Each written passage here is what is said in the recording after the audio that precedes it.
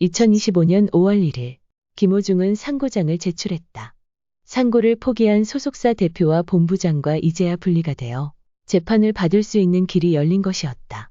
하지만 5월 16일 상고 취하를 하게 된다. 그 이유는 무엇일까? 그 이유를 말하기 전에 그동안 소속사와 엮이며 제대로 된 변론을 받지 못해 밝히지 못한 사건의 진실을 김호중을 대변해 얘기해 보고자 한다. 사고는 왜 일어났나? 항소심 재판장에서는 집에서 사고 직전까지 영상을 재생했다는 참관자들의 증언이 있었다. 김호중은 많은 문자를 주고받으며 운전을 했고 그럼에도 너무도 똑바로 운전을 했다고 했다. 그렇게 핸드폰을 계속하며 운전을 하다 바퀴가 미세하게 왼쪽으로 돌았고 피해자 택시 바로 앞 차가 중앙선을 살짝 밟은 것을 보고 급브레이크를 밟았는데 제동거리 때문에 미끄러지며 사고가 난 것이다. 차가 왜 튀어올랐나? 김호중 차가 택시를 받은 후 그 힘에 의해 택시가 조금 밀리게 되고 그로 인해 틈이 생기며 튀어오르게 된 것이다. 왜 200m를 가서 주차를 했나? 사고가 나고 김호중은 소속사의 사고 사실을 알리기 위해 가장 가까운 주차할 곳을 찾았다. 그곳이 200m 떨어진 그곳이었다. 가능하면 빨리 달려 주차하려고 서행구역인 30km와 좁은 사거리 골목길을 지나며 비상등도 켜며 운전을 했다. 그런데 방송에서는 이런 장면은 보여주지 않았고 자극적인 충돌 장면만 계속 보여줘서 대형 사고인 것 같이 인식시켰다.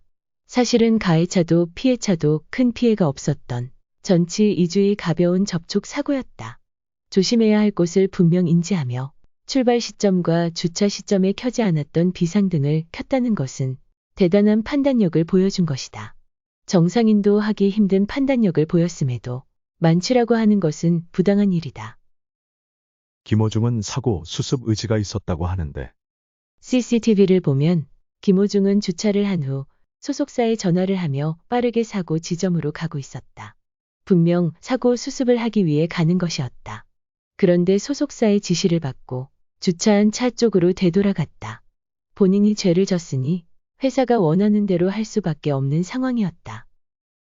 소속사는 왜 사고 지점으로 가고 있는 것을 막았나? 소속사가 공연 선수금 125억을 받아 다른데 이미 써버리고 돈이 없으니 음주 시인도 못하게 하고 공연을 강행시킨 것이다. 국민들 분노가 가득한 상황에서 소속사는 김호중이 무보수 공연을 한다고 하며 또 다시 공연을 강행시켜 결국 구속이 되는 상황을 만들어버렸다. 김호중은 공연이나 촬영을 하면 아파도 티를 안 내나? 그렇다. 김호중은 촬영을 하면 아파도 티를 안 내는데 그때의 걸음걸이는 평상시 걸음과 같을 수 없다. 아픈데 어떻게 티를 안 낼 수 있나? 김호중은 촬영이 있으면 긴장도 많이 하고 일에 몰두하니 아파도 티를 내지 않는다. 또 공연 무대에서는 관중의 환호를 들으며 그 황홀감에 아픈 것을 잊기도 한다. 거기에 또 다른 큰 이유가 있다.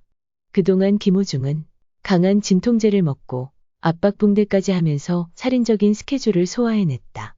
하지만 공연을 마치거나 방송 촬영을 마치면 다리도 절고 엄청 힘들어한다. 이 영상은 2024년 1월 13일 자선 콘서트의 한 장면이다. 먼저 무대 등장 모습이다. 오른쪽 다리를 보면 발을 디디면서 다리 윗부분에 튕기는 듯한 모습이 보인다. 다리가 몹시 아픈 것 같다. 그럼에도 무대 중간에 춤까지 추고 아무 내색을 안 한다. 하지만 퇴근을 하며 절뚝거리면서 엄청 힘들어한다. 이 무대는 자기 무대가 4곡뿐인 짧은 공연이었다. 그렇다면 2시간 3시간 하는 진짜 공연 후 다리가 얼마나 아플지 상상이 안 간다. 이곳에서도 아픈 것을 티도 안 내고 열심히 촬영을 한다. 그런데 자기 역할이 끝나고 들어가다가 얼떨결에 잡힌 모습의 다리를 절고 있다.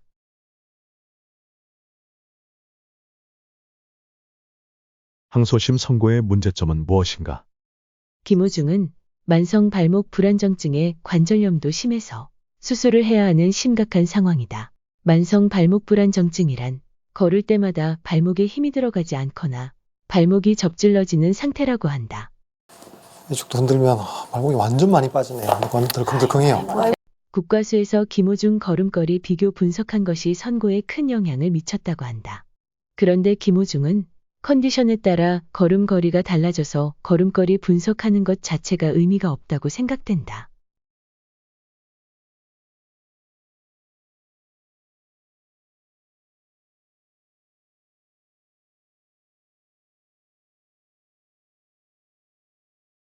거기에 소속사가 사고 영상과 비교하기 위해 보낸 영상이 공연 영상이라 한다. 하지만 김 씨 측은 최근 공연 영상 등을 근거로 김 씨의 원래 걸음걸이라고 반박하고 있습니다.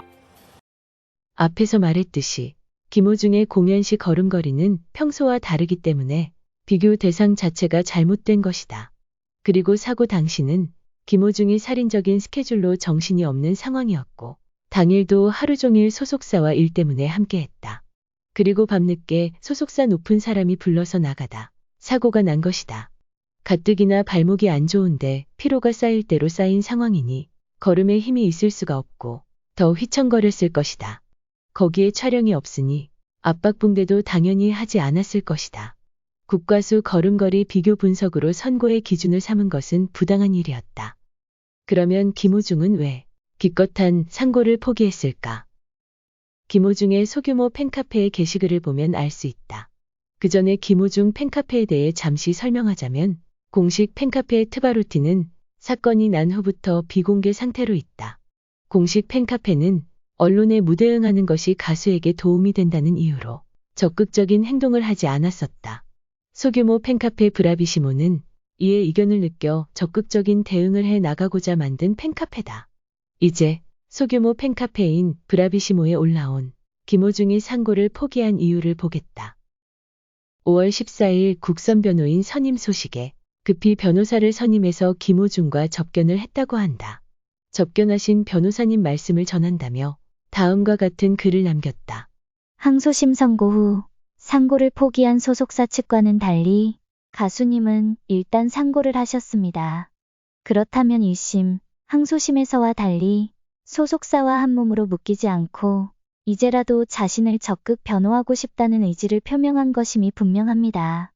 그러나 안타깝게도 그런 의지를 진즉 갖고 재판 초기부터 저들과 분리되어 법적으로 대응했어야 함에도 그리하지 못하였기에 희박한 가능성만을 믿고 법적 다툼으로 시간을 보내기보다는 차라리 현실적인 방법을 선택하는 편이 우리를 더 빨리 만날 수 있다는 판단하에 내린 결정이라고 보시면 됩니다. 나는 두 번째 상고 포기 이유를 듣고 마음이 아팠다. 언론의 집중 보도가 멈추지 않으므로 가수 본인과 팬들이 받는 상처가 너무 크기에 일단 언론에 빌미를 주지 말고 조용히 기다려달라고 하셨음. 상고심이 계속되는 기간도 언론의 보도가 계속될 것으로 예상되기에 이를 피하려면 차라리 상고를 취하하는 편이 낫겠다고 생각한 것으로 보입니다. 따라서 언론의 부담이 이번 취하를 결심하는데 상당한 영향을 미친 것으로 짐작됩니다. 김호중에 관한 끊임없는 언론의 이슈화가 상고 포기에 큰 영향을 미쳤다고 한다. 나는 김호중과 동갑의 딸이 있다. 그래서 내가 김호중의 부모가 되어 언론들에게 한마디 하고 싶다. 이 나라 기자님들, 그리고 뉴스를 다루는 모든 분들, 우리 호중이는 술타기 하지 않았습니다. 호중이는 예전 안티들한테 공격받으면서 공황 장애가 심했어요. 그래서 그때부터 술로 잠을 청하는 습관이 있습니다. 한 모금이라도 술을 먹어야 잠을 잔다고 합니다. 사고 날도 습관대로 무심코 산 것입니다. 그리고 경찰 조사에서 한 모금 마셨다고 했답니다. 경찰, 검찰 조사 과정에서도 문제 삼지 않았던 것을 왜 김호중 수법이라며 우리 호중이를 힘들게 하십니까? 제발 이제는 호중이를 가엾게 봐주시고 앞으로 얼마나 잘 살아가는지 지켜봐 주시고 응원해 주시길 부탁드립니다.